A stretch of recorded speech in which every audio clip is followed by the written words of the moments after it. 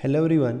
Last video में हम DPP number 3 के पहले 15 क्वेश्चन डिस्कस कर चुके थे। इस वाले वीडियो में हम 16 टू 29 तक क्वेश्चन डिस्कस करेंगे। तो जरा आते हैं क्वेश्चन नंबर 16 पे। विच of the following structure has correct IUPAC name.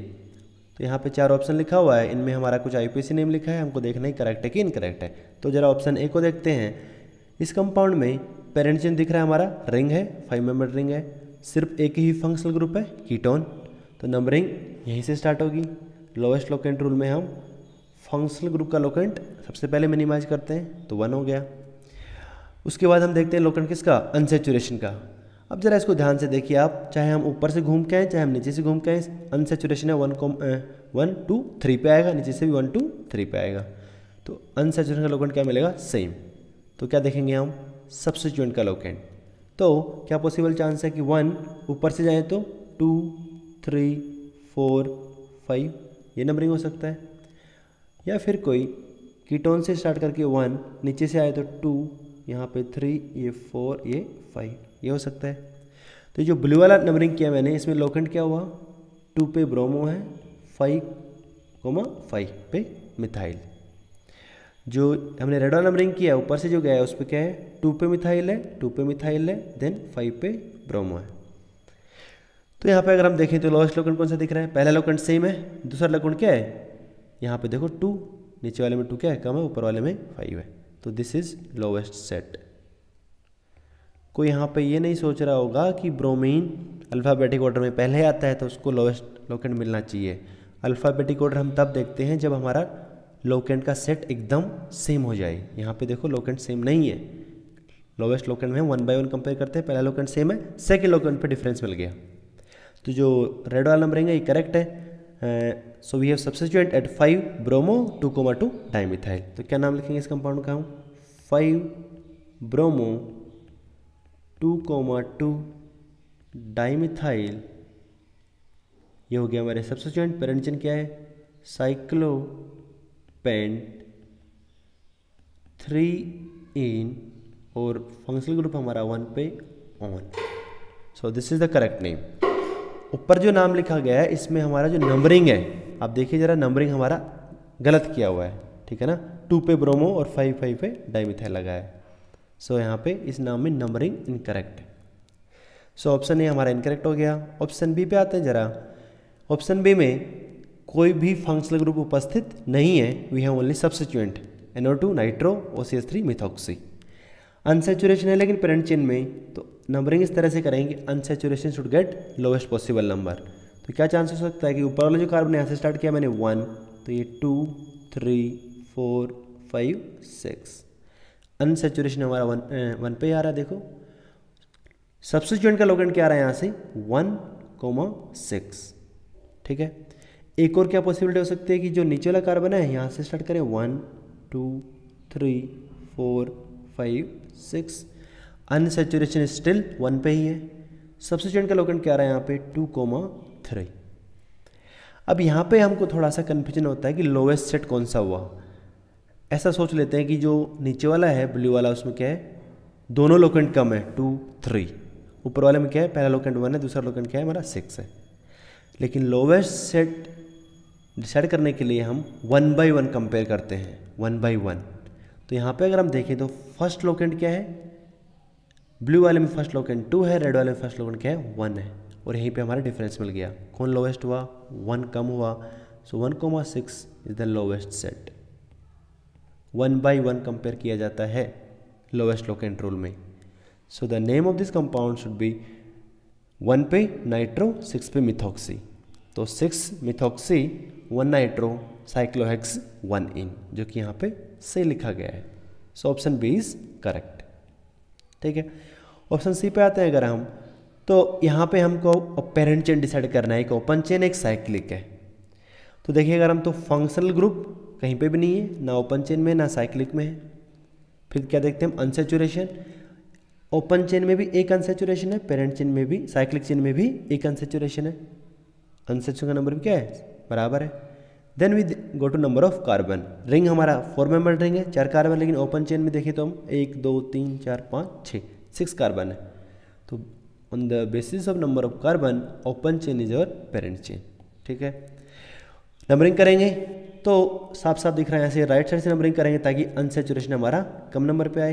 1 2 3 4 5 6 पे ये जो हमारा सब्स्टिट्यूएंट है क्या है, हमारा इसमें डबल बॉन्ड आ रहा है, तो इसका फर्दर नंबरिंग करना पड़ेगा हमको। 1 डैश 2 डैश 3 डैश 4 डैश। तो 6 पे क्या है, सब्स्टिट्यूएंट क्या है, साइक्लोब्यूट 2 डैश इन आइल, ठीक है ना, साइक्लोब्यूटिनाइल 2 डैश पे डबल बॉन्ड है। तो क्या नाम लिख देंगे कि एट 6 साइक्लोब्यूट 2 इनाइल, पेरेंट चेन क्या हमारा हेक्स 2 इन। तो यहाँ पे देखो सही नाम लिखा गया है। इस वाले जो कॉम्प्लेक्स सब्स्टिट्यूएंट की नेमिंग में डैश वाला लगा भी सकते हैं और सिंपल 2 भी लिख सकते हैं, दोनों करेक्ट है। So C is also correct. Option D, यहाँ पे फंक्शनल ग्रुप दिख रहा है मेरे को कौन, amide, parent chain is benzene, तो numbering will start from amide only 1। अब दो ऑप्शन हो सकते हैं, राइट साइड से घूमेंगे तो 2 पे कौन आएगा, एनो नाइट्रोसो, और अगर लेफ्ट साइड से घूमते हैं तो 2 पे कौन आएगा, ब्रोमो। देखो सब्स्टिट्यूएंट का लोकेंट सेम है तो यहाँ पे अल्फाबेटिक ऑर्डर इंपॉर्टेंट होगा। ब्रोमो नाइट्रोसो कौन आएगा पहले, bromo, so bromo should get lower number. तो 1 लोकेंट हमारा फंक्शनल ग्रुप का मिल गया अमाइड को, 2 मिलेगा हमारा ब्रोमो को, 3 4 5 6। तो बोलो 2 पे ब्रोमो 6 पे नाइट्रोसो, पेरेंट चेन क्या हमारा बेंजीन कार्बोक्सामाइड। सो 2 ब्रोमो 6 नाइट्रो बेंजीन कार्बोक्सामाइड, सही नाम लिखा गया। So option D is also correct, ठीक है। सो क्वेश्चन नंबर 16 का आंसर हो जाएगा हमारा बी, सी एंड डी। अगला क्वेश्चन हमारा question number 17, different conformational situation is encountered in molecule of type x CH2CH2Y। इस तरह के मॉलिक्यूल एक्स CH2CH2Y। पिछले वीडियो में भी हम इस तरह के कंपाउंड का हमने कन्फर्मेशंस बनाया था, एंटी गाउच, ठीक है ना। And if X and Y both are methyl then this compound will be butane, CH3 CH2 CH2 CH3। और यहाँ पे कन्फर्मेशन एनालिसिस किया जाएगा बीच वाले जो कार्बन है हमारे C2 एंड C3 के अबाउट, ठीक है। Find the correct statement regarding the conformers of butane, ठीक है। A, butane has 2 chiral forms gauche. तो अगर हम ब्यूटेन की गाउच फॉर्म बनाते हैं तो देखो यहाँ पे मैंने बनाया है, मान लेते हैं कि जो फ्रंट कार्बन हमारा C2 है, बैक कार्बन हमारा C3 है, C2 है और C3 है। तो C2 पे क्या है, एक मिथाइल है और 2 हाइड्रोजन है, मिथाइल ऊपर लगा दिया मैंने, हाइड्रोजन राइट में और लेफ्ट में। गाउच फॉर्म में अब देखो जो C3 कार्बन है बैक वाला, गाउच में क्या होता है, जो मिथाइल ग्रुप होगा वो हमारा 60 डिग्री पे होगा। तो 2 चांस है कि वो 60 डिग्री राइट साइड में हो सकता है या 60 डिग्री लेफ्ट साइड में हो सकता है। तो इसलिए हमारे 2 गाउच फॉर्म पॉसिबल है। यहाँ पे देखो बैक कार्बन पे मिथाइल राइट में लगाया और जो सेकंड वाला बनाया इसमें बैक कार्बन पे मिथाइल लेफ्ट में लगाया। इन दोनों गाउच फॉर्म को अगर हम ध्यान से देखें तो इस पर्टिकुलर कॉन्फ़िगरेशन में अगर यहाँ पे हम कोई POS या COS पास कराएंगे, इन दोनों में ही कोई POS या COS पास नहीं करेगा, हम चेक कर सकते हैं। और अगर POS और COS पास नहीं करेगा then both this are chiral, आपस में कायरल हैं और कायरल हैं और आपस में देखो जरा ये दोनों मिरर इमेज दिख रहे हैं। So they can be called as enantiomers but they are not true enantiomer, they are called conformational enantiomers। ऐसा नहीं है कि ये मॉलिक्यूल हमारा ऑप्टिकली एक्टिव हो जाएगा, तो सिंगल बॉन्ड के बाद तो क्या है, रोटेशन तो फ्री है, घूमता रहेगा ये। तो अभी हम देखेंगे अगर ये एंटी में जाएगा तो वहाँ पे इसमें POS पास कर जाएगा। तो किसी भी एक कन्फर्मेशन में अगर POS पास कर जाएगा तो पूरा मॉलिक्यूल ऑप्टिकली इनएक्टिव होगा, ठीक है ना।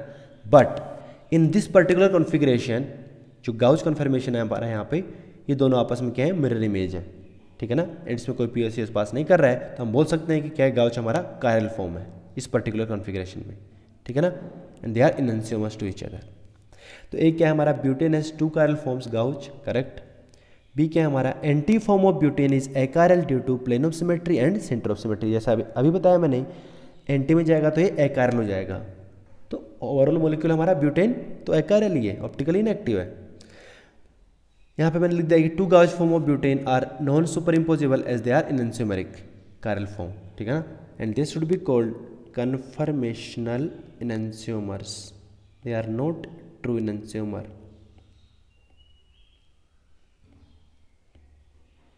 ऑप्शन बी बोल रहा है हमको कि एंटीफॉर्म। तो जरा देखो फिर से वही हमारा ये front carbon C2 back carbon C3 anti है, दोनों मिथाइल अपोजिट है। ये हमारा फ्रंट कार्बन C2 C3, इसका मैंने सोर्स बना दिया है, ये न्यूमैन है, बगल में इसका मैंने सोर्स ड्रॉ किया है, ठीक है। तो बोल रहा है कि ये हमारा एकायरल है, इसमें POS और CS दोनों पास कर रहा है। ऑप्शन बी हमारा बोल रहा है कि anti form of butane is achiral due to plane of symmetry and centre of symmetry, ठीक है।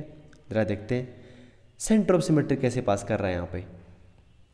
तो जरा यहाँ पे एकदम सोर्स प्रोजेक्शन में ज़्यादा अच्छे से दिखेगा, एकदम जो बीच वाला पॉइंट है यहाँ से अगर हम देखें तो देखो ऐसा, अगर हम नीचे आए राइट साइड में तो क्या मिलेगा, मिथाइल। अपोजिट जाएंगे तो राइट साइड में फिर से क्या मिलेगा, मिथाइल, ठीक है ना।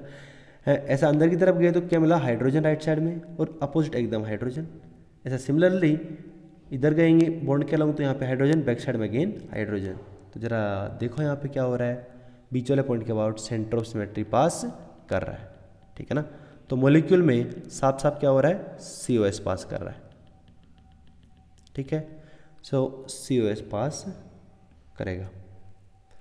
POS देखें अगर हम, POS plane of symmetry,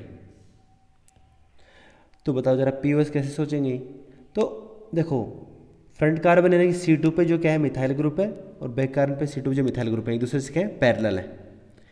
in methyl group का जो प्लेन है, इसी प्लेन से अगर हम POS पास कराएं containing both the methyl groups, ऐसा प्लेन जिसमें फ्रंट और बैक कार्बन के दोनों मिथाइल ग्रुप आ जाएं, तो बताओ जरा क्या बचेगा। फ्रंट कार्बन पे प्लेन से अंदर कौन है, हाइड्रोजन, प्लेन से बाहर भी कौन है, हाइड्रोजन, देखो मिरर में जाएगा। बैक कार्बन पे प्लेन के बाहर हाइड्रोजन, प्लेन के अंदर भी हाइड्रोजन, तो ये वाला इसमें POS भी पास करेगा। So antiform is a chiral because of POS and COS. Option B is correct. Option C देखें अगर हम तो देखो A भी करेक्ट हो गया, B भी करेक्ट हो गया। Option C, 2 gauge forms of butane are achiral, तो ये तो ऑब्वियसली इनकरेक्ट है। 2 gauge forms of butane are enantiomeric, yes, but they are conformational enantiomers, not true enantiomer. Question number 18 पे आते हैं। विच of the given statements about NOPQ with respect to M is are correct। तो यहाँ पे हमको 5 compound दिया है M, N, O, P and Q। कुछ का हमको न्यूमैन बनाया है, कुछ का हमको सोर्स प्रोजेक्शन बना के दिया है। और यहाँ पे रिलेशनशिप पूछेगा कि M और N आपस में क्या है, एनेंशियोमर है, डायस्ट्रियोमर है। M और O आपस में क्या है, एनेंशियोमर है कि डायस्ट्रियोमर है। तो यहाँ पे हम क्या कर सकते हैं कि जो हमारा न्यूमैन या सोर्स प्रोजेक्शन दिया हुआ है, इसी के थ्रू हम देख सकते हैं कि आपस में मिरर इमेज है कि नॉन मिरर इमेज है कि आइडेंटिकल है। लेकिन इसका एक आसान तरीका क्या होता है कि हम इसका फिशर प्रोजेक्शन बना लें। चाहे न्यूमैन दिया हो, चाहे सोर्स दिया हो, इसको इजीली फिशर प्रोजेक्शन में कन्वर्ट किया जा सकता है। और फिशर प्रोजेक्शन में रिलेशन देखना बहुत ज़्यादा आसान होता है, ठीक है ना। तो यहाँ पे मैं थोड़ा सा फिशर प्रोजेक्शन की बात कर लेता हूँ। तो जिन लोगों को आता है तो इस वाले पार्ट को स्किप कर सकता है, लेकिन अगर आपको डाउट है कि फिशर कैसे बनाते हैं, न्यूमैन और सोर्स को फिशर में कन्वर्ट कैसे करते हैं, तो आप इसको देखिए, ठीक है। फिशर प्रोजेक्शन, तो जो भी हमारे ऊपर एग्जांपल है इसमें सब में क्या देखो 2 एसिमेट्रिक कार्बन है। तो अभी हम फिशर बना रहे हैं जब हमारा 2 एसिमेट्रिक कार्बन होगा। तो ऐसा 2 एसिमेट्रिक कार्बन होगा, यहाँ पे ग्रुप लगे होंगे। हाइपोथेटिकली मैं यहाँ पे लगा देता हूँ कोई A, B, C ऊपर वाले कार्बन पे, नीचे वाले कार्बन पे हमारा D, E and F, 2 carbon है यहाँ पे। ये तो हमारा फिशर प्रोजेक्शन जो हम यूजुअली ड्रॉ करते हैं। लेकिन हमने देखा था कि इन फिशर प्रोजेक्शन जो बॉन्ड्स होते हैं उनका जो ओरिएंटेशन क्या देखा था हमने कि हॉरिजॉन्टल लाइन पे जो बॉन्ड्स होते हैं दे एक्चुअली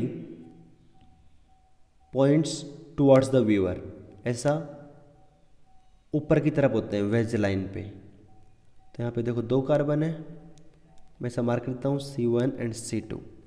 C1 को हम बोलेंगे फ्रंट कार्बन। तो देखो क्या है, राइट साइड में D, लेफ्ट साइड में F, हमारे क्या है towards the where horizontal line पे है। C2 पे इसको हम बैक कार्बन बोलेंगे।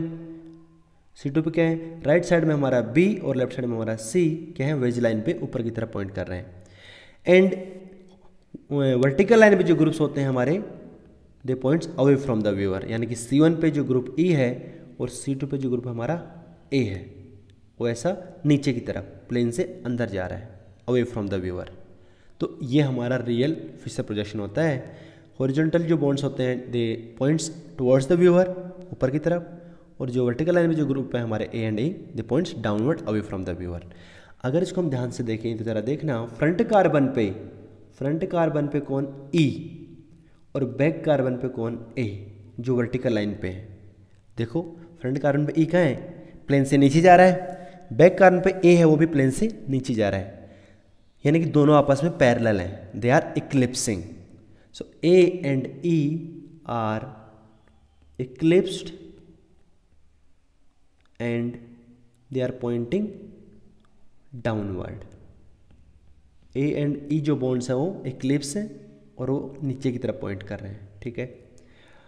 दूसरा बात, फ्रंट कार्बन पे जरा देखो डी, ग्रुप डी जो कहें राइट साइड में है और ऐसा प्लेन से थोड़ा बाहर की तरफ है, और बैक कार्बन यानी कि C2 पे जो बॉन्ड B है वो भी देखो राइट साइड में है और प्लेन से बाहर निकल रहा है। तो जरा बताओ, फ्रंट कार्बन पे जो बॉन्ड D है और जो बैक कार्बन का जो बॉन्ड B है, ये दोनों आपस में पैरेलल होंगे, दोनों देखो प्लेन से बाहर निकल रहे हैं, दोनों राइट साइड में है। तो B and B are again eclipsed and upward, और दोनों राइट साइड में है। Similarly C and F are eclipsed and they are also pointing upward and they are in the left hand side। तो क्या पता चल रहा है मेरे को कि यहाँ पे जो ग्रुप्स हैं वो इक्लिप्स्ड हैं। सो फिशर प्रोजेक्शन इज इक्लिप्स्ड। कौन कौन से ग्रुप इक्लिप्स हैं? दो जो ग्रुप हमारे यहाँ राइट साइड में कौन, बी एंड डी आपस में इक्लिप्स है, दोनों ऊपर की तरफ है। जो लेफ्ट वाले दोनों ग्रुप हैं सी एंड एफ, ये दोनों भी आपस में इक्लिप्स है, दोनों ऊपर की तरफ है। और नीचे की तरफ जो है हमारा ये ई एंड ऊपर जो हमारा ए, ये दोनों क्या है, नीचे की तरफ पॉइंट कर रहे हैं, दोनों इक्लिप्स हैं। यानी कि सोहर्स और न्यूमैन को अगर हमको फिशर में कन्वर्ट करना है तो हमको इक्लिप्स फॉर्म यूज करना पड़ेगा। और ऐसा इक्लिप्स फॉर्म जिसमें दो ग्रुप राइट में हो, दो ग्रुप लेफ्ट में हो और दो ग्रुप नीचे की तरफ पॉइंट कर रहे हो, ठीक है ना। तो जरा देखना, यहाँ पे मैं एक हाइपोथेटिकल कंपाउंड ड्रॉ कर रहा हूँ सोहर्स प्रोजेक्शन में, ठीक है। तो यहाँ पे फ्रंट कार्बन पे मान लो यहाँ पे ऐसा ग्रुप लगा है CH3, नीचे राइट साइड में हमारा ऐसा OH है, लेफ्ट साइड में हमारा ऐसे मान लो H। बैक कार्बन पे यहाँ पे ऊपर की तरफ ऐसा CH3 है, राइट में ऐसा H है, लेफ्ट में ऐसा OH। ये हमारा देखो सोर्स प्रोजेक्शन है। तो इसको मेरे को न्यूमैन में फिशर प्रोजेक्शन में कन्वर्ट करना है।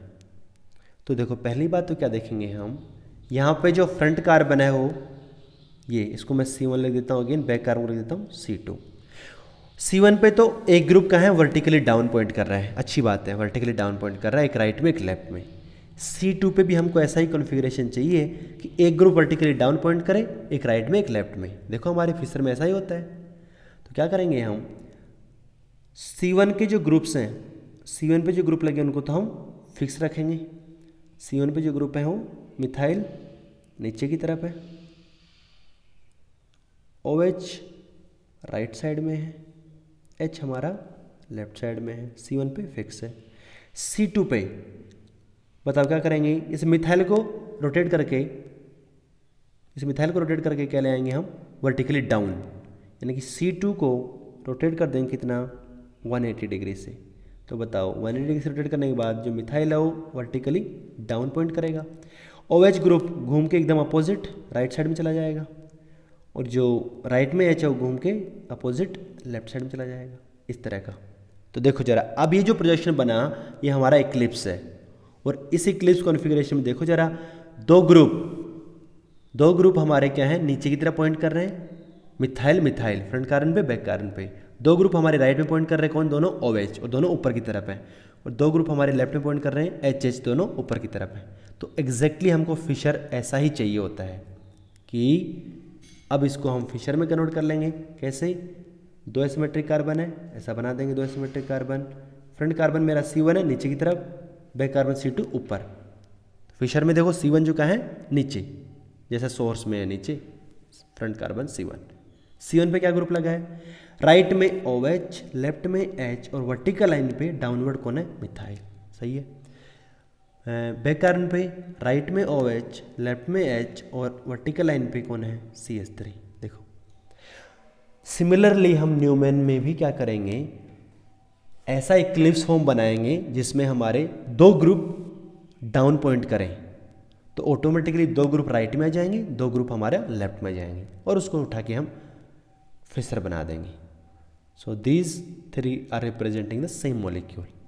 ठीक है, तो आप इस वीडियो को यहीं पॉज करके क्या करेंगे, जो MNOPQ है इनका फिशर प्रोजेक्शन ड्रॉ करने की कोशिश करेंगे, क्योंकि मैं वो करूँगा फिर इसमें क्वेश्चन में।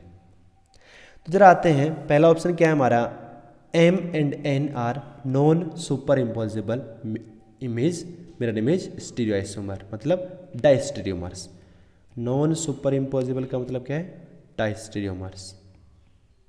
ठीक है, तो ऐसे बिना फिशर बनाए थोड़ा काफ़ी मुश्किल है इसको देखना कि मिरर इमेज है कि नहीं है, लेकिन अगर मैं इसका फिशर बना लेता हूँ, ज़रा देखो, M में क्या है, फ्रंट कार्बन पे मिथाइल डाउनवर्ड है, बैक कार्बन में क्लोरीन डाउनवर्ड है, तो देखो अच्छी बात है, ऑलरेडी क्या है ये तो ऑलरेडी हमारा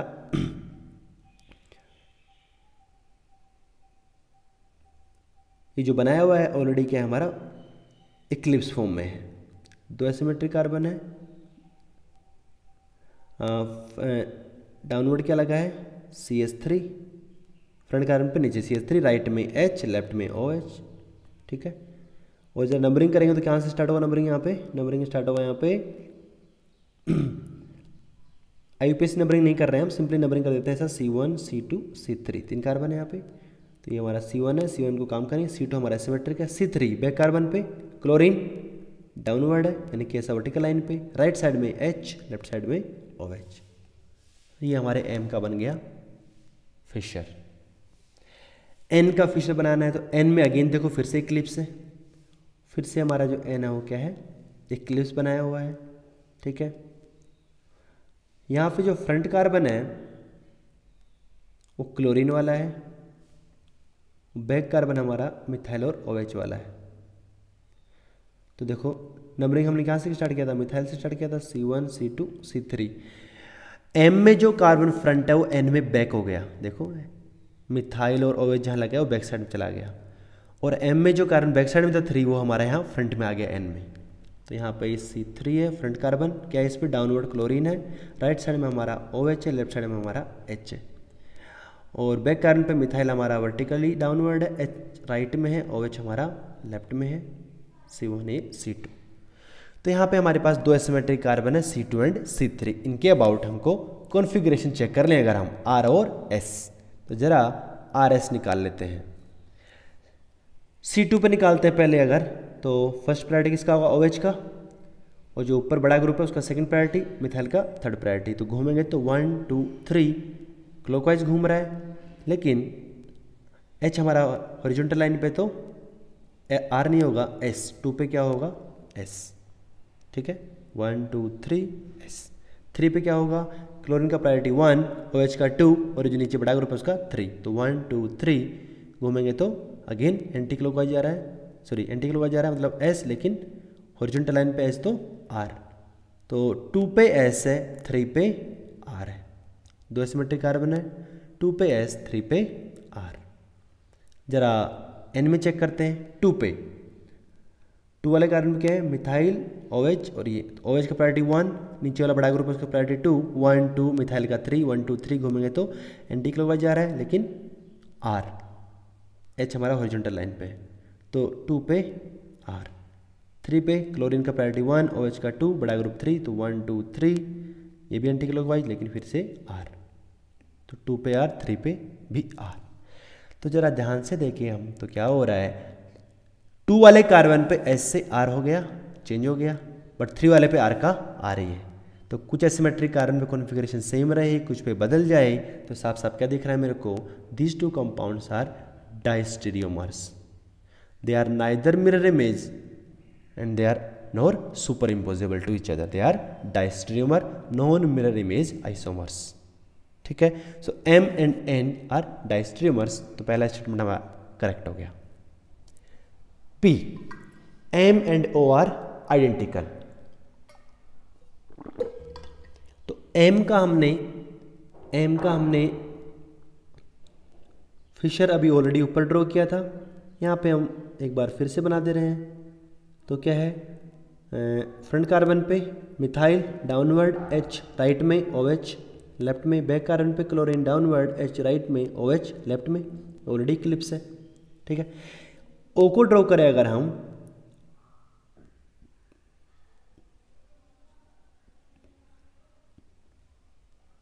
तो फ्रंट कार्बन कौन है, मिथाइल है, डाउनवर्ड H राइट में, OH लेफ्ट में। फ्रंट कार्बन का कॉन्फ़िगरेशन तो सही है कि एक ग्रुप क्या है वर्टिकली डाउन पॉइंट कर रहा है मिथाइल, और एक राइट में एक लेफ्ट में, लेकिन ज़रा देखो ये जो बैक कार्बन है इस पर कोई ग्रुप वर्टिकली डाउन पॉइंट नहीं कर रहा है, ये जो बनाया हुआ है तो स्टैगर्ड है, इक्लिप्स नहीं है। तो हम क्या करेंगे, जो बैक कार्बन उसको रोटेट करेंगे। फ्रंट कार्बन पे तो सही है, मिथाइल नीचे, H राइट में, OH लेफ्ट में, लेकिन बैक कार्बन पे सही नहीं है। क्या करेंगे, इसको 180 डिग्री से रोटेट कर देंगे। तो या तो हम यहाँ पे ड्रॉ कर लेंगे, या बिना ड्रॉ किए भी हम बना सकते हैं। हम विजुलाइज करेंगे कि भैया 180 डिग्री घुमाने पे क्लोरीन कहाँ जाएगा, नीचे। OH जो राइट में है घूम के कहाँ चला जाएगा, अपोजिट लेफ्ट में, और H जो लेफ्ट में घूम के अपोजिट राइट में। तो जरा देखो अब बैक कार्बन पे सही है, इक्लिप्स से बन गया। तो वर्टिकल लाइन पे कौन है, क्लोरीन है, राइट में कौन है, H है, लेफ्ट में कौन है, OH है। और यहाँ तो कोई कन्फिग्रेशन निकालने की ज़रूरत नहीं है, दोनों स्ट्रक्चर को देख के एकदम साफ साफ मेरे को दिख रहा है, दोनों क्या दिख रहे हैं मेरे को, identical. So option B is also correct.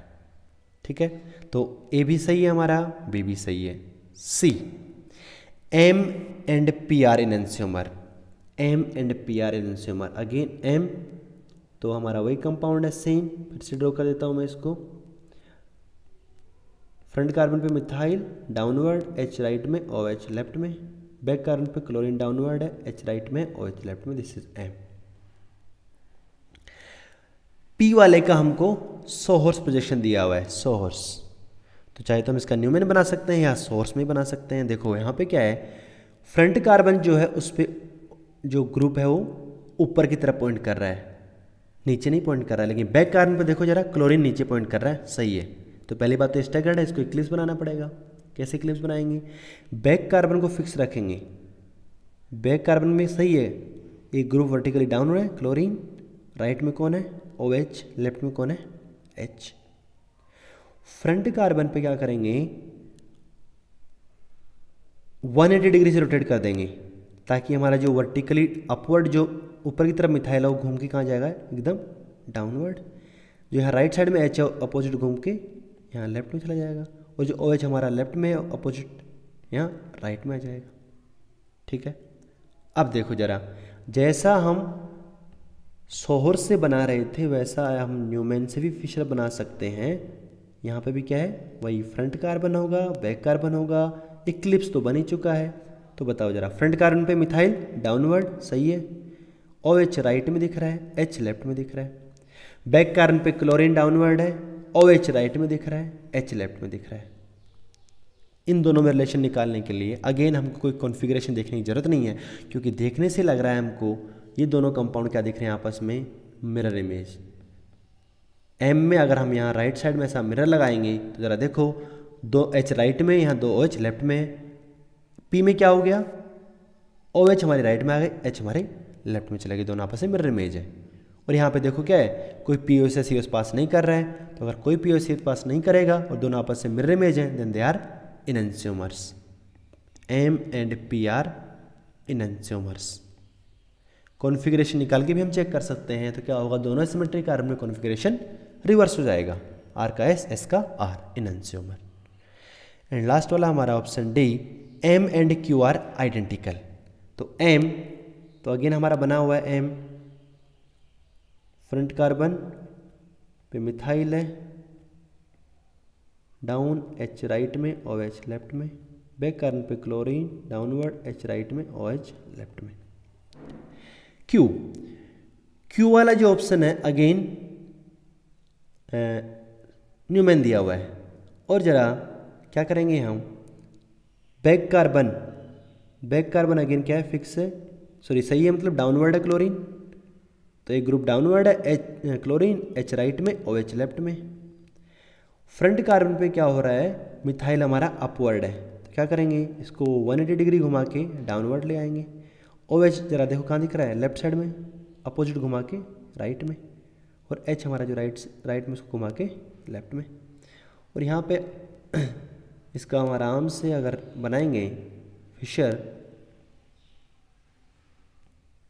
Front carbon पे मिथाइल डाउनवर्ड है, OH राइट में है, H लेफ्ट में है, बैक कार्बन पे क्लोरीन डाउन H राइट में OH लेफ्ट में। तो यहाँ साफ साफ दिख रहा है मेरे को, M में क्या है, दोनों OH सेम साइड है लेफ्ट साइड में, लेकिन देखो Q में क्या हो रहा है, एक राइट में चला गया एक लेफ्ट में चला गया। So they can not be mirror image. Configuration निकाल के देख सकते हैं, तो they are non superimposable non mirror image isomer, they are diastereomers. So M and Q are not identical, they are diastereomers. तो ऑप्शन डी हमारा incorrect है। सो इस क्वेश्चन का आंसर हो जाएगा हमारा A, B एंड C। ठीक है, नेक्स्ट क्वेश्चन हमारा 19 ओजोनोलिसिस का क्वेश्चन है। So we have some compound Q which on ozonolysis, reductive ozonolysis, dimethyl sulphur या Zn, दोनों हमारा रिडक्टिव ओजोनोलिसिस करने पे यहाँ जो कंपाउंड बन रहा है, जरा इसका हम नंबरिंग कर लेते हैं। तो यहाँ से C1, C2, C3, C4, C5, C6, C7, C8. So in this compound total we have 8 carbon. At 1 and 8 we have aldehyde group, dial है तो ऑक्टेन, और 4,5 पे क्या है, ऑक्सो, तो 4,5 डाईऑक्सो ऑक्ट एन 1,8 डाईअल। ठीक है, तो पूछ रहा है कि एक्स हमारा कौन कौन सा कंपाउंड हो सकता है, इन चार में से एक्स कौन कौन सा हो सकता है, राइट। तो जरा हम एक एक का ओजोनोलिसिस करा लेते हैं। ऑप्शन ए, तो रिडक्टिव ओजोनोलिसिस में जरा याद करेंगे क्या होता है, alkyne C double bond C टूट जाता है पूरी तरह। तो जरा इसको मैं 1 लिख रहा हूँ, इसको 2, 3, 4, 5, 6, 7, 8। तो बताओ 1 और 8 पे क्या हो जाएगा, C डबल बॉन्ड C तोड़ के C डबल बॉन्ड O आ जाएगा, अल्डिहाइड बनेगा। अल्काइन का रिडक्टिव ओजोनोलिसिस में क्या होता था, 2 बॉन्ड टूटते थे, दोनों पाई बॉन्ड टूट के दोनों कार्बन पे डबल बॉन्ड O आ जाता था। ठीक है, जरा याद करेंगे इस कंपाउंड का अगर हम रिडक्टिव ओजोनोलिसिस कराते हैं डाइमिथाइल सल्फर या Zn की प्रेजेंस में, तो बताओ क्या है, इस कंपाउंड में टोटल क्या है मेरे 8 कार्बन्स हैं, टोटल 8 कार्बन्स, 1, 2, 3, 4, 5, 6, 7, 8। बताओ C1 पे C डबल बॉन्ड आ जाएगा अल्डिहाइड, और C8 पे भी C double bond aldehyde. C4 और C5 पे क्या आ जाएगा, C डबल बॉन्ड ऑक्सो। तो जरा देखो पहला जो ऑप्शन ए है उसका रिडक्टिव ओजोनोलिसिस कराने पे सेम कंपाउंड बन जाएगा, तो यानी कि ए हमारा आंसर है, ए इज करेक्ट। बी में क्या है, 2 डबल बॉन्ड है, तो क्या होगा, दोनों डबल बॉन्ड को तोड़ेंगे, दोनों कार्बन पे डबल बॉन्ड ओ जोड़ेंगे। अगेन मैं यहाँ से नंबरिंग कर रहा हूँ, तो मान लो C1, ये C2, C3, C4, C5, C6, C7, C8। तो बताओ जरा इसका ओजोनोलिसिस कराने पे क्या बन जाएगा, फिर से वही 8 कार्बन का कंपाउंड बन रहा है। देखो 8 कार्बन है, 3, 4, 5, 6, 7, 8, क्या लगा है C1 और C8 पे। देखो C1 और C8 फिर से क्या है, अल्डिहाइड ग्रुप है दोनों टर्मिनल कार्बन पे। और C4 और C4 पे देखो डबल बॉन्ड हो, C5 पे डबल बॉन्ड हो, तो C1, C2, C3, ये हमारा C4 और ये हमारा C5, C6, C7, C8। Again same compound बन गया। So B is also correct answer. C वाले में अगेन क्या है, 2 पाई बॉन्ड है, क्या करेंगे, दोनों पाई बॉन्ड को तोड़ेंगे और दोनों कार्बन पे दोनों साइड क्या लगा देंगे, डबल बॉन्ड O। अगेन देखो मैं यहाँ से मैं कर रहा हूँ C1 C2 C3 C4, इधर तो टूट गया, ऊपर चलेंगे तो C5 C6 C7 C8। और ये जो नंबरिंग है इसको देख के आपको फिर से समझ में आ रहा है साफ साफ कि देखो जरा, C1 पे डबल बॉन्ड लगेगा, C8 पे भी डबल बॉन्ड लगेगा, और C4 और C5 पे देखो डाई ऑक्सो लग जाएगा। अगेन हमारा ये सेम ही कंपाउंड बनेगा ओजोनोलिसिस कराएंगे तो। C1 और C8 पे ऐसा अल्डिहाइड बन जाएगा। और ज़रा देखो यहाँ पे C4 और C5 पे, C4 और C5 पे डबल बॉन्ड O, ऑक्सो लग जा रहा है।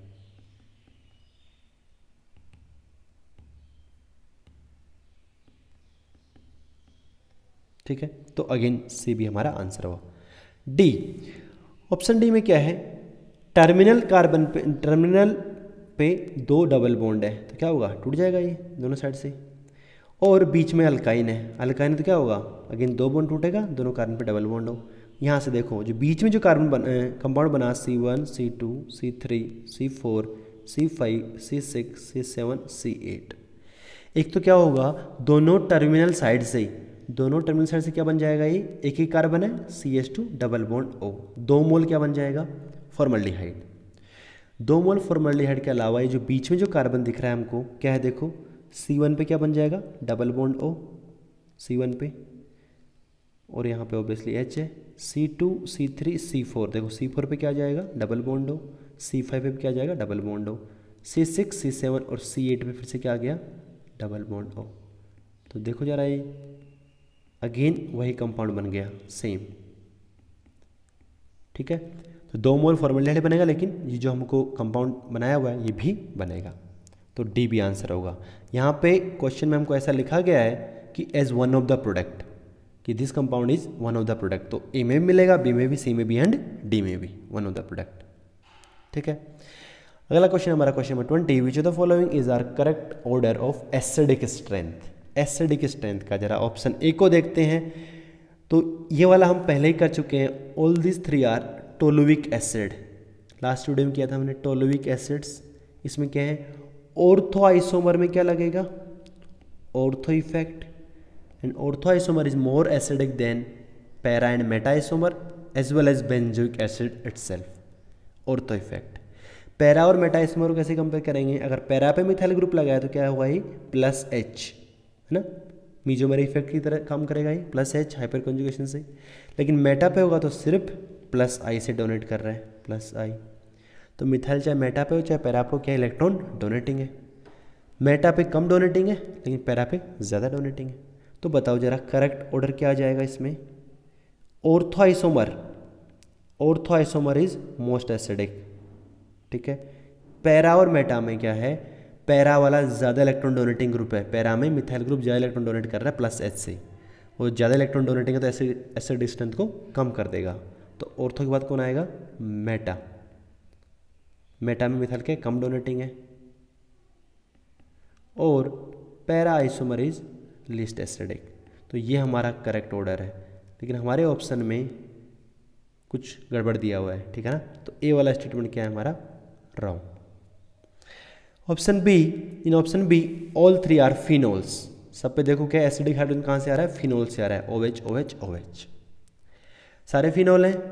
तो जब हम कॉन्जुगेट बेस बनाएंगे तो देखो मिथाइल कहाँ लगा है, मेटा पे जो मिथाइल है सिर्फ क्या करेगा, प्लस I करेगा। पैरा पे जो मिथाइल है वो प्लस H करेगा, ऑर्थो वाला भी क्या करेगा, प्लस H। एक बात तो क्या समझ में आया हमको कि ऑर्थो और पैरा वाला ज़्यादा इलेक्ट्रॉन डोनेटिंग है कंपेयर टू मेटा, तो Meta is most acidic. Ortho और पैरा में कंपेयर करने के लिए क्या बताया गया था कि मिथाइल ग्रुप का प्लस H तो सेम होगा दोनों जगह, लेकिन क्या देखेंगे यहाँ पे प्लस I पैरा पे मिनिमम होगा, ऑर्थो प्लस I क्या होगा, मैक्सिमम। मीन्स ऑर्थो वाला मिथाइल क्या है, मोस्ट इलेक्ट्रॉन डोनेटिंग है, हाइपर कॉन्जुगेशन करेगा और इंडक्टिव इफेक्ट भी maximum. So ortho isomer is least acidic, then para meta isomer is most acidic, correct order है। ऑप्शन सी में यहाँ फिर डिफरेंट फंक्शनल ग्रुप हैं। पहला वाला जो कंपाउंड हो क्या है, कार्बोक्सिलिक एसिड का एसिडिक हाइड्रोजन है, दूसरे में क्या है, फिनोल है। हमने देखा था carboxylic acid are strong acid than phenol. और तीसरे में यहाँ पे ऊपर वाला हाइड्रोजन एसिडिक नहीं है, नीचे वाला होगा NH2 वाला, नाइट्रोजन वाला हाइड्रोजन एसिडिक होगा। तो अगर यहाँ कॉन्जुगेट बेस बनाए हम तो पहले वाले में क्या है, कार्बोक्सिलिक एसिड है, और हमने देखा था कार्बोक्सिलिक एसिड में क्या होता है, इक्विवेलेंट रेजोनेंस होता है, इसीलिए carboxylic acid are stronger acid than alcohol and phenols and water.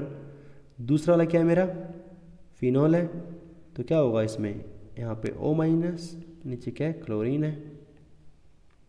दूसरे वाले में नाइट्रोजन से जाएगा एसिडिक हाइड्रोजन, तो यहाँ पे NH-, और नीचे क्या लगा है, CH3। तो carboxylic acids are strongest acid in all these three. यहाँ पे क्या इक्विवेलेंट रेजोनेंस है, और दो जो नेगेटिव चार्ज हमारा 2 ऑक्सीजन शेयर करता है, ठीक है, CO- में इक्विवेलेंट रेजोनेंस है। लेकिन फिनोक्साइड जो है बना है फिनोल कॉन्जुगेट बेसिस में, जो नेगेटिव चार्ज और रेजोनेंस तो करेगा, लेकिन कहाँ जाता है वो, कार्बन पे, रिंग के कार्बन पे, ऑर्थो पैरा ऑर्थो पे। तो उतना अच्छे से कार्बन हमारा नेगेटिव चार्ज को होल्ड नहीं कर पाता है, तो फिनोल इज लेस एसिडिक। और इस वाले में तो क्या नेगेटिव चार्ज नाइट्रोजन पे है, तो ऑब्वियसली पता है हमको कि negative charge more stable than on oxygen compare to nitrogen. तो यहाँ पे क्या हो रहा है, कार्बोक्सिलेट आयन जो हमारा मोस्ट स्टेबल है, देन ये फिनोक्साइड आयन, देन ही नाइट्रोजन वाला। तो यहाँ पे अगेन एसिडिक स्ट्रेंथ का ऑर्डर क्या है, करेक्ट है। Carboxylic acid are stronger than phenol, phenol is stronger than aniline, ठीक है।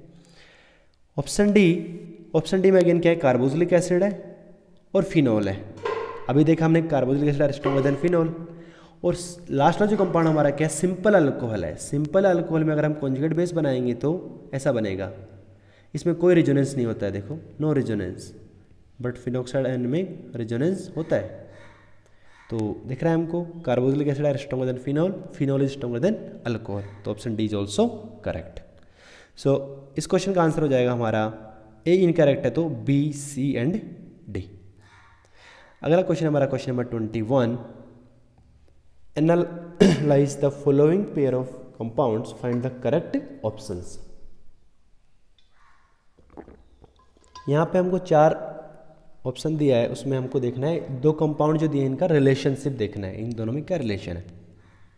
तो अगर ऑप्शन ए को देखें हम, तो दोनों कंपाउंड में कोई फंक्शनल ग्रुप नहीं है, दोनों में क्या है, एक डबल बॉन्ड है, दोनों अल्कीन है, ठीक है ना।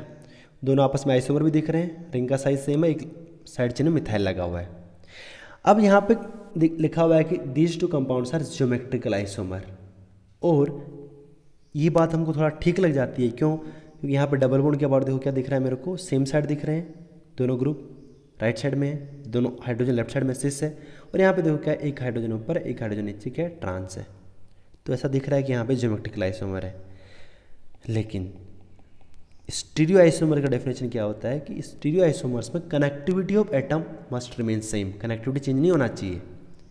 अगर कनेक्टिविटी चेंज हो जाएगा तो they will be called structural isomer, not stereo, ठीक है ना। कनेक्टिविटी सेम है और स्पेस में ओरिएंटेशन अगर चेंज हो रहा है तो then we call them stereo isomers, ठीक है ना। तो जरा ध्यान से देखें अगर हम, तो इस मिथाइल का साइड चेन का position with respect to this double bond C1, C2, C3, C4, C5 पे है, और यहाँ पे जरा देखो C1, C2, C3, C4, C5, C6, C7, C8, C9 पे है। तो कनेक्टिविटी सेम नहीं है, ठीक है ना। मिथाइल का पोजीशन डिफर कर रहा है। This 2 compounds are positional isomer, they are not stereo isomer, they are structural isomer. तो पहला वाला स्टेटमेंट है, ए वाला ऑप्शन हमारा इनकरेक्ट। बी में क्या है, फंक्शनल ग्रुप है, दोनों में क्या है, ईथर है। सो अगर दोनों में फंक्शनल ग्रुप का नेचर सेम है तो they can not be functional isomer. अब स्ट्रक्चरल आइसोमर देखने में सबसे पहले हम नेचर ऑफ फंक्शनल ग्रुप ही चेक करते हैं। अगर nature of functional group change हो गया तो they are always functional isomer. अगर फंक्शनल ग्रुप का नेचर सेम है तो देन वी चेक मेटामेरिज्म। तो यहाँ पे क्या ईथर है, ईथर में मेटामेरिज्म हो सकता है। तो जरा देखो ऑक्सीजन के अराउंड राइट साइड में जो ग्रुप लगा क्या है, कार्बन है, देन कार्बन के ऊपर 2 मिथाइल है। लेफ्ट साइड में क्या है, CH2 CH2 CH2। यहाँ पे देखो क्या है, राइट साइड में कार्बन है और then we have only 1 methyl group. तो राइट साइड में क्या है, अल्काइल ग्रुप का नेचर चेंज हो गया, और इधर लेफ्ट साइड में क्या है, देखो CH2, देन यहाँ मिथाइल आ गया। ईथर है, और अगर दोनों साइड अल्काइल ग्रुप का नेचर चेंज हो रहा है then they are called metamers, ठीक है। तो they are not positional isomer, उससे पहले क्या है, दोनों मेटामर्स है। पहले फंक्शनल देखेंगे, देन मेटामर चेक करेंगे, और अगर मेटामर नहीं निकला तो वो या तो चेन होगा या पोजिशनल होगा। तो ऑप्शन बी भी इनकरेक्ट। सी वाला, सी में क्या है कि फंक्शनल ग्रुप दोनों में सेम है, कौन है, अल्डिहाइड। देखो nature of functional group same है, अल्डिहाइड में कोई मेटाबॉलिज्म होता नहीं है, तो चेन होगा या पोजिशनल होगा। नंबरिंग कर लेते हैं, देखो पेरेंट चेन क्या होगा, पहले वाले में C1 C2 C3 C4 4 carbon का पेरेंट चेन है, दूसरे वाले में C1 C2 C3 C4 C5 C6। देखो नेचर ऑफ पेरेंट चेन हमारा चेंज हो गया, तो they are chain isomer. Option C क्या है मेरा करेक्ट। ऑप्शन डी में आपके पास जो सीट मिला है उसमें थोड़ा मिस्टेक है, यहाँ पे डबल बॉन्ड है वो मिसिंग है, ठीक है ना, तो आप ये डबल बॉन्ड लगा लेंगे पहली बात। तो अगर ये डबल बॉन्ड नहीं होगा तो दोनों कंपाउंड आपस में आइसोमर ही नहीं होंगे, लेकिन अगर यहाँ डबल बॉन्ड है तो जरा देखो साफ साफ क्या है, पेरेंट चेन का नेचर चेंज हो गया, दोनों अल्कीन है, दोनों में पेरेंट चेन डिफर कर रहा है, so they are again chain isomer, then option D is also correct. ठीक है, next question is question number 22, find the correct statement for conformation of ethane. Ethane में अगर हम कन्फर्मेशन कराएं तो इथेन में we have only 2 carbon atom CH3 CH3। किसी एक को हम फ्रंट कार्बन मान सकते हैं, किसी को बैक कार्बन। फ्रंट कार्बन पे क्या है 3 मिथाइल ग्रुप, बैक कार्बन पे भी 3 मिथाइल ग्रुप, ठीक है ना। सो C1 अगर हम फ्रंट कार्बन लेते हैं तो फ्रंट कार्बन क्या है 3 मिथाइल नहीं सॉरी 3 हाइड्रोजन, तो C1 फ्रंट कार्बन, इस पर क्या है 3 हाइड्रोजन है C1। बैक कार्बन हम मान लेते हैं C2 पे क्या है 3 हाइड्रोजन है। अगर C2 का हाइड्रोजन C1 के साथ में पैरेलल होगा तो यहाँ पे क्या हो जाएगा, डाइहेड्रल एंगल क्या हो जाएगा 0। तो यहाँ पे क्या है फाई, डाइहेड्रल एंगल फाई 0 है, and this conformation is called eclipse. यहाँ पे देखो क्या है, सारे हाइड्रोजन क्या है इक्लिप्स है। क्या करते थे हम, क्या तो C1 को फिक्स रखो या C2 को। C1 को मान लो फिक्स करके अगर मैं C2 को रोटेट कर देता हूँ कितना 60 डिग्री, C1 फिक्स है, C1 पे क्या है हाइड्रोजन, हाइड्रोजन ऊपर की तरफ पॉइंट कर रहा है एक, और एक हाइड्रोजन राइट में एक लेफ्ट में। बैक कार्बन जो C2 है इसको अगर मैं 60 डिग्री से रोटेट कर देता हूँ तो देखो हाइड्रोजन यहाँ जाएगा, एक हाइड्रोजन यहाँ घूम के नीचे, एक यहाँ पे आ जाएगा, और देखो यहाँ पे दोनों के बीच का जो डाइहेड्रल एंगल है वो 60 degree, and it's called staggered. And if I rotate this with further 60 degree then will get again eclipse.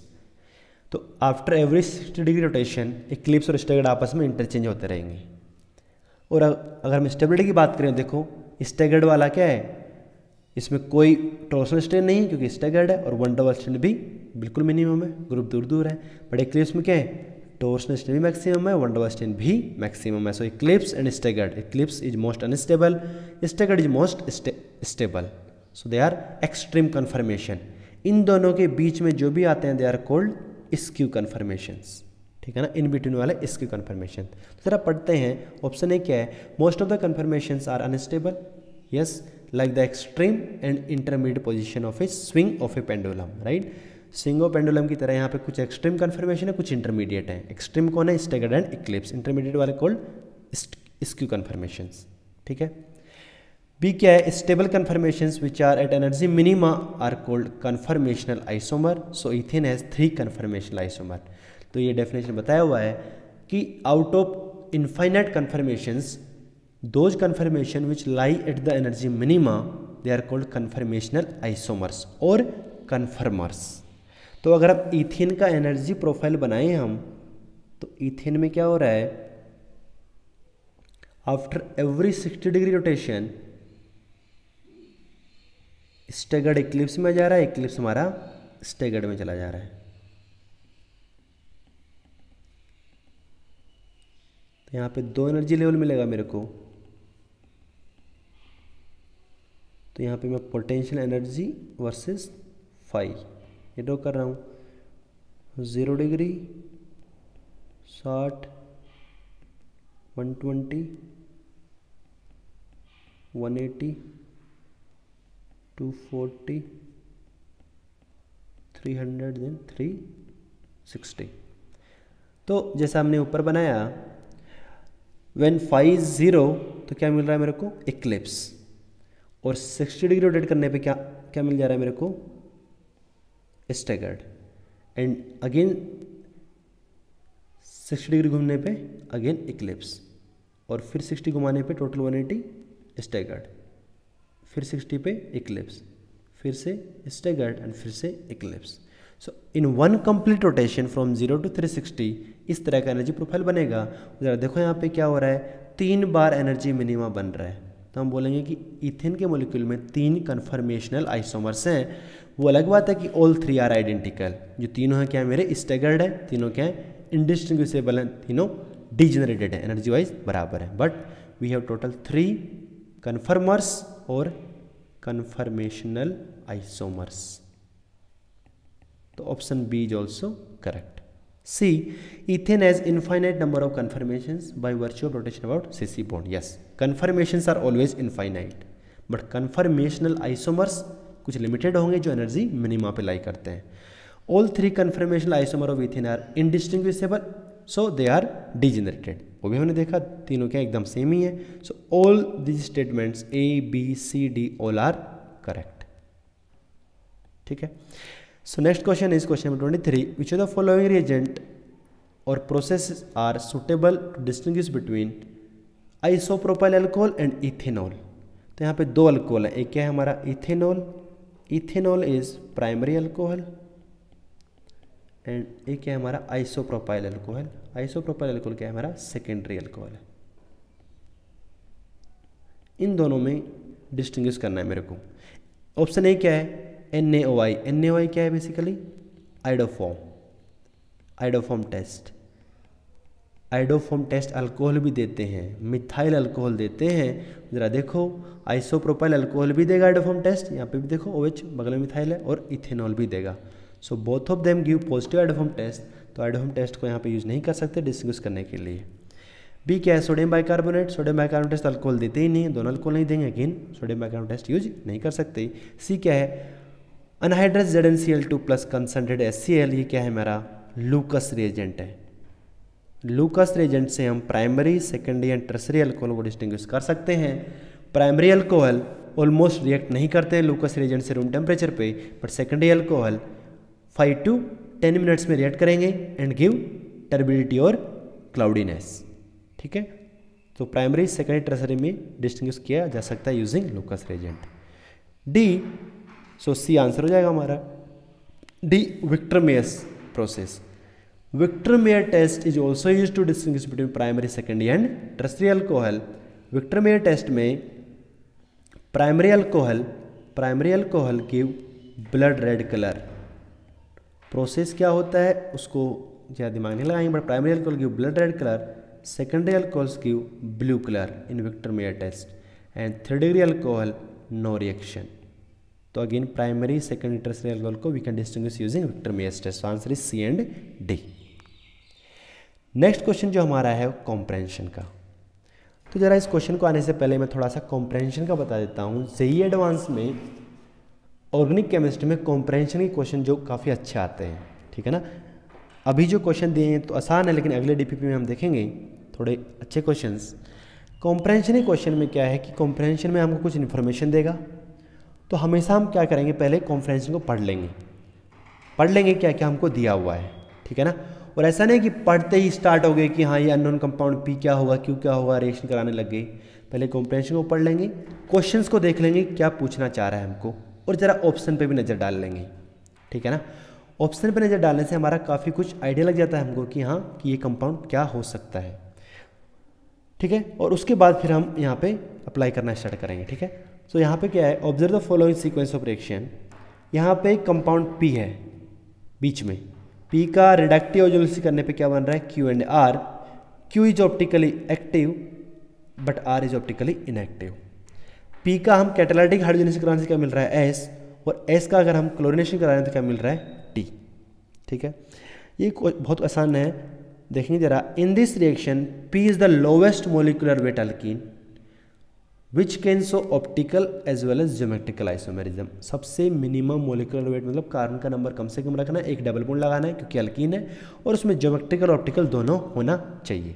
तो यहाँ पे P ऑलमोस्ट डिफाइंड है, ठीक है ना, P आराम से हम ड्रॉ कर सकते हैं, एक ही कंपाउंड पॉसिबल होगा, ठीक है। लेकिन फिर भी हम ऑप्शन देख लेते हैं, क्वेश्चन देख लेते हैं। In the above reaction which of the following is Q. तो यहाँ पे जरा कुछ 4 ऑप्शन लिखे हैं, कौन सा क्यू है ये बताना है मेरे को। सेकंड क्वेश्चन क्या है कि विच of the following is true about Q, Q के बारे में मुझे स्टेटमेंट लिखा है वो बताना है। How many structurally isomeric monochloro derivative for T R possible.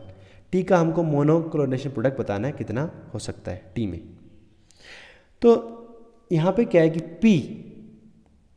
P हम आराम से ड्रॉ कर सकते हैं, क्योंकि स्मॉलेस्ट अल्किन बनाना है with minimum number of carbon atom, जहाँ पे ज्योमेट्रिकल भी हो और ऑप्टिकल आइसोमेरिज्म भी हो। तो बताओ ज्योमेट्रिकल आइसोमेरिज्म होने के लिए क्या होना पड़ेगा, जो डबल बॉन्ड हमारा टर्मिनल नहीं हो सकता, टर्मिनल डबल बॉन्ड के बाद कोई जीआई नहीं होगा, तो यहाँ पे कम से कम एक मिथाइल लगाना पड़ेगा। तो methyl CH double bond CH, ये हमारा हो गया ज्योमेट्रिकल आइसोमेरिज्म। ऑप्टिकल आइसोमेरिज्म होने के लिए इसके बगल में जो कार्बन हो वो हमारा एसिमेट्रिक होना चाहिए। बताओ एसिमेट्रिक होने के लिए एक तो हम स्पेस लगा सकते हैं, एक हम क्या लगाएंगे CH3 लगाएंगे, और एक हमको क्या लगाना पड़ेगा CH2 CH3 इथाइल। ये कार्बन एसिमेट्रिक होने के लिए एक H, एक मिथाइल और एक इथाइल और एक बड़ा कार्बन है। So this is our compound P, smallest alkene which can show geometrical as well as optical isomerism. Active double bond भी है और एसिमेट्रिक कार्बन भी है। तो पहला तो क्या है कि इसका अगर हम ओजोनोलिसिस करा रहे हैं, रिडक्टिव ओजोनोलिसिस O3Zn वाटर, तो बताओ जरा क्या प्रोडक्ट बन जाएगा। ओजोनोलिसिस में क्या होता है, ये जो डबल बॉन्ड है ये टूटेगा, दोनों कार्बन क्या जोड़ देंगे ऑक्सीजन, तो क्या बनेगा CH3 CH डबल बॉन्ड हो, ये बन गया लेफ्ट साइड से। राइट साइड में क्या बनेगा, ये डबल बॉन्ड OCH और यहाँ पे क्या है CH CH3 CH2 CH3। तो देखो इनमें ऊपर वाला कंपाउंड जो है क्या एसिटाल्डिहाइड ऑप्टिकली इनएक्टिव है, और ये जो नीचे वाला देखो एसिमेट्रिक कार्बन है ऑप्टिकली एक्टिव है। और इनएक्टिव को बोला है क्या R और एक्टिव को बोला है Q। तो इनएक्टिव मेरा R है तो एसिटाल्डिहाइड इज R और ये कंपाउंड क्या है मेरा Q है। Q में देखो एसिमेट्रिक कार्बन है, और इस एसिमेट्रिक कार्बन के अबाउट दोनों कॉन्फ़िगरेशन पॉसिबल है, R भी हो सकता है और S भी हो सकता है। अगर दोनों होते R भी होता है S भी होता तो रेसिमिक मिक्सचर बन जाता, ठीक है ना, और racemic mixture will be optically inactive. तो मोस्ट प्रोबेबली क्या है Q हमारा सिंगल एनएंसियोमर है, लेकिन हमको नहीं पता कि एसिमेट्रिक कार्बन के अबाउट R है कि S है। तो जरा ऑप्शन पे देखते हैं हम, question number 24, in the above reaction which the following is Q मतलब वही ऑप्टिकली एक्टिव वाला कौन सा है। तो जरा देखेंगे बी ऑप्शन तो वैसे चला गया। ए में क्या है, ए में भी हमारा क्या है CHO, उसके बाद CH2 है, लेकिन हमारा CHO के बाद क्या है एसिमेट्रिक कार्बन है, ए भी नहीं है। ऑप्शन सी दिख रहा है मेरे को, देखो सी CHO, उसके बगल वाला कार्बन एसिमेट्रिक, उस पर एक मिथाइल, एक इथाइल और एक H। और यहाँ पे जरा देखो फिशर प्रोजेक्शन हमको बना के दिया है कि इथाइल मिथाइल और H का ओरिएंटेशन यहाँ पे फिक्स है, तो यहाँ पे एक सिंगल एनएंसियोमर है, क्योंकि अबाउट कॉन्फ़िगरेशन फिक्स है, या तो R है या S है, हम यहाँ आराम से निकाल सकते हैं, सिंगल एनएंसियोमर है वो, ठीक है ना। 25, which of the following is true about Q, Q के लिए कौन सा स्टेटमेंट करेक्ट है।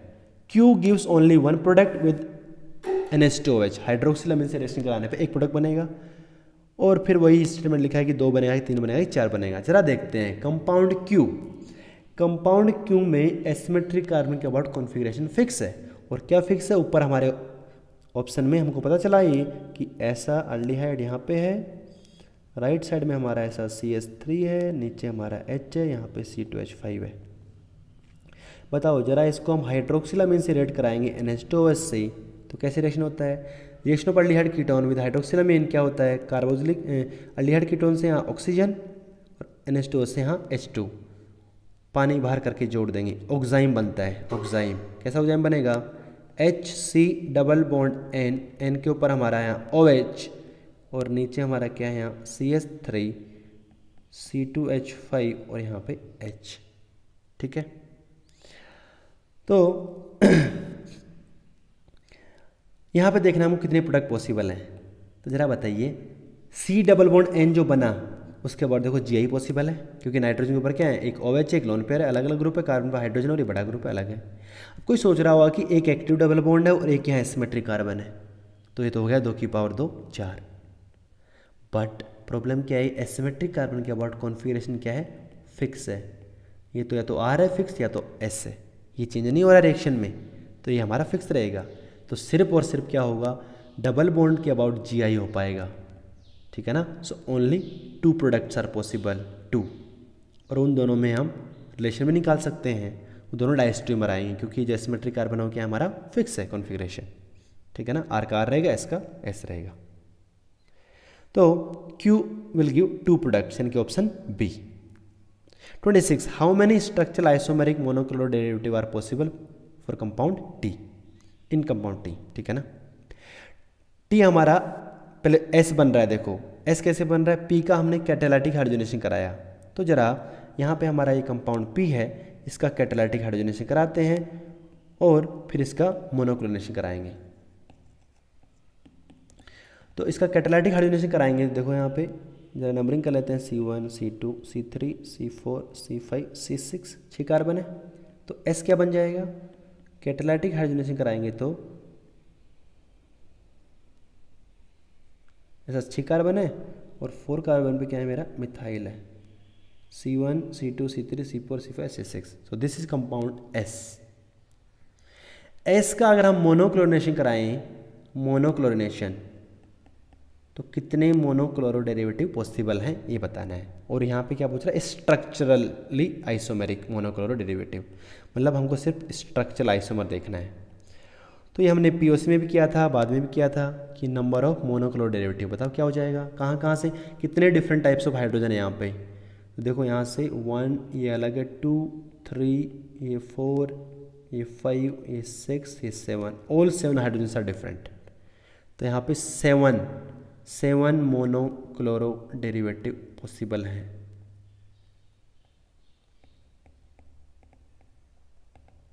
तो आंसर विल बी बी, 26 का आंसर बी, ठीक है।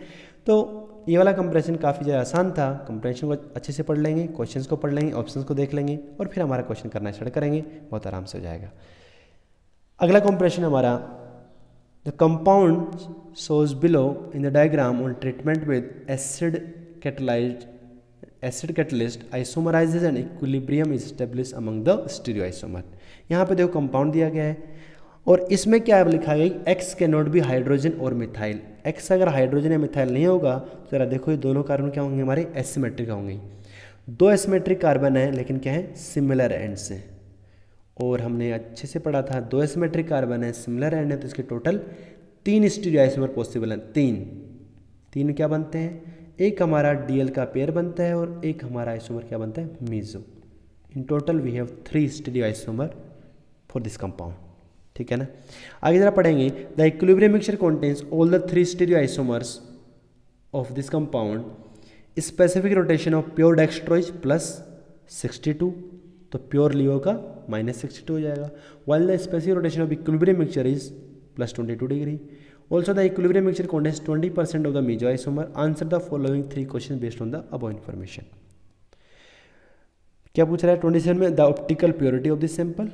28 क्या है, द परसेंटेज ऑफ रेसिमी मिक्सचर पूछ रहा है। 29 में क्या पूछ रहा है, कंपोजिशन पूछ रहा है, ठीक है। तो जरा आप कंपोजिशन निकालने की कोशिश करते हैं यहाँ पे। तो क्या क्या दिया है हमको कि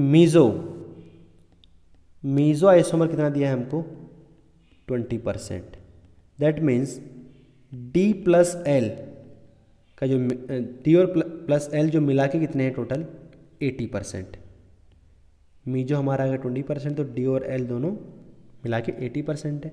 if I assume D isomer is X% तो L कितना हो जाएगा, 80 - X%। अगर स्पेसिफिक रोटेशन की बात करें अगर हम, तो मीजो का तो क्या होता है 0, D आइसोमर का हमको दिया है कितना +62 डिग्री, तो L का क्या हो जाएगा -62 degree. Now if I calculate specific rotation for this equilibrium mixture, तो देखो यहाँ पे क्या क्या है, मीजो आइसोमर कितना है 20% है, 20 × 0, स्पेसिफिक रोटेशन 0। D आइसोमर कितना है X% है, X × स्पेसिफिक रोटेशन कितना है 62, प्लस L आइसोमर कितना है 80 - X है, इंटू स्पेसिफिक रोटेशन कितना है -62 upon 100। This is the specific rotation of equilibrium mixture, और ये हमको दिया हुआ है कितना +22 डिग्री, +22 डिग्री। ज़रा इसी क्वेश्चन को सोल्व करके हम आराम से x निकाल सकते हैं। तो ज़रा देखो क्या है यहाँ पे, ऊपर आया 62x, 80 इंटू 62, नेगेटिव के साथ आएगा ये 496 0, और फिर से क्या है प्लस 62x इक्वल्स टू 2200, और यहाँ पे ज़रा क्या हो 124x इक्वल्स टू 220 ठीक है ना। यहाँ पे आराम से हम x निकाल सकते हैं डिवाइड करके। अगर आप x निकालोगे तो इट विल कम 57.7, x यहाँ पे अराउंड 57.7 आएगा, मतलब डी आइसोमर कितना है 57.7। चलो इसको रफली हम 58 मान लेते हैं, कैलकुलेशन हमारा आसान हो जाएगा। तो क्या बताओ डी आइसोमर का परसेंटेज कितना आ गया यहाँ पे 58%, और L कितना आ गया, L कितना था 80 माइनस x 58 कितना आया 22%, और मीजो तो हमको ऑलरेडी दिया हुआ कितना 20%। So this is the composition of this mixture, 20% meso, almost 58% D and 22% L। बताओ कितना रेसिमिक मिक्सचर बन जाएगा यहाँ पे। L वाला आइसोमर क्या है कम है 22% है, D वाला ज़्यादा है 58% है, तो L का ये 22 D के इस 22 से मिलके कितना परसेंट बन जाएगा 44% अराउंड क्या बन जाएगा रेसिमिक मिक्सचर। और बताओ कौन एक्सिस में बच जाएगा डी आइसोमर, कितना एक्सिस में बच जाएगा 58 में से 22% चला गया किसमें रेसिमिक मिक्सचर बनाने में, तो कितना बच गया 36%, ऑलमोस्ट बच गया कौन D isomer. This is the optical purity of this sample या इनएंशियोमेरिक एक्सेस। डी आइसोमर हमारा क्या है 36% ज़्यादा है एल से, ठीक है। जरा क्वेश्चंस पे आते हैं। 27 क्या था percentage purity of this equilibrium mixture is almost 35%, 36 है क्योंकि हमने थोड़ा अप्रोक्सीमेशन लिया था। 28 क्या है था percentage of racemic mixture around 44% आया था, दैट मीन्स 45%, ठीक है। Composition 20% meso, 58% dextro, 22% levo, option A, ठीक है। तो आराम से कैलकुलेशन कर सकते हैं, बहुत सिंपल सा कैलकुलेशन है। एक्स निकालने के बाद सारे कैलकुलेशन सारे क्वेश्चन आराम से हो जाएंगे, ठीक है। तो अभी इस वीडियो में इतना ही, आगे क्वेश्चन हमारे नेक्स्ट वीडियो में डिस्कस करेंगे।